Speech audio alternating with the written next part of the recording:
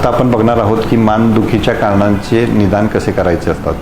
Generally जेव्हा पेशंटला मानदुखी येते तेव्हा ते डॉक्टर कन्सल्टंट ऑर्थोपेडिकना किंवा न्यूरोलॉजिस्टना किंवा न्यूरोसर्जनना जाऊन भेटतात आणि त्यावेळेला त्यांची क्लिनिकल आणि रेडिओलॉजिकल चेकअप केलं जातं. क्लिनिकलमध्ये डॉक्टर मानेचे स्नायू उखडलेले आहेत की नाहीत हे बघतात, किंवा हातामध्ये ताकद कमी झालेली आहे किंवा हातातले सेन्सेशन चेंज झालेले आहेत की नाही त्याची तपासणी करतात. आणि जेव्हा त्यांना डॉक्टरना वाटतं की पेशंटच्या हाताची ताकद कमी होती आहे किंवा हात उचलायला त्रास होतो आहे किंवा हातांना मुंग्या यायला लागलेल्या आहेत, तर मग त्यांची रेडिओलॉजिकल आणि ब्लड टेस्ट आपण करतो. तर रेडिओलॉजीमध्ये आपण जनरली एक्सरे करतो.